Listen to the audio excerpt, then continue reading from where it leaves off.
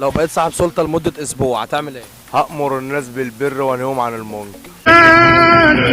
بنور الله أدعي وأقول يا رب. الشيخ شخرم. لو بقيت صاحب سلطة لمدة أسبوع هتعمل إيه؟ يا لهوي، يا نهار اسود.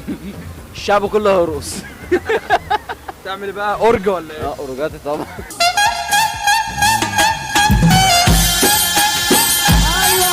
لو بقيت صاحب سلطة لمدة أسبوع إيه الحاجة اللي هتعملها؟ والله العظيم هريح الشعب كله عامة يعني من اللي احنا فيه دلوقتي.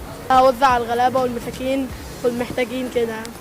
اروق على اصحابي وافخم على الناس. اعمل خير للناس واعمل كل حاجة خير، مش هفتري على حد. ونوزع فلوس على الفقراء والمحتاجين يعني وبعد كده بقى نهتم بنفسنا بقى.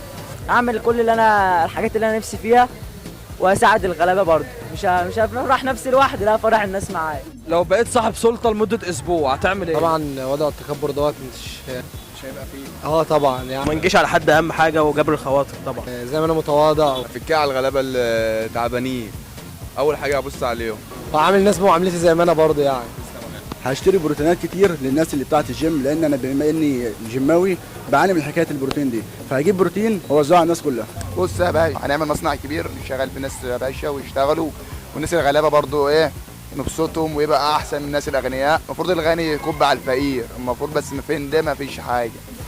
هنفتح مصانع وشركات ونوفر فرص عمل للشباب، للناس الغلابه، للناس اللي هي على قد حالتها. لو بقيت صاحب سلطة لمدة أسبوع إيه الحاجة اللي هتعملها؟ هقفل قناه العوض. ايه؟ هقفل قناتك دي. هحبس العوض. بكده اتحبس 3 مرات واتحبس مرتين. هتبع عب موله، هبيده من على وش الارض كده، هشقه 2. ابطل السجاير واكون انسان جديد وما بشربش سجاير. هطير عب موله من الدنيا كلها. لو بقيت صاحب سلطة لمدة أسبوع هتعمل إيه؟ هرجع لعبد الله هيبته اللي محمد منير ضيعها له. أنا همسحكم عاد أحمد ماهر. ليه والله انا قلت حاجه حلوه.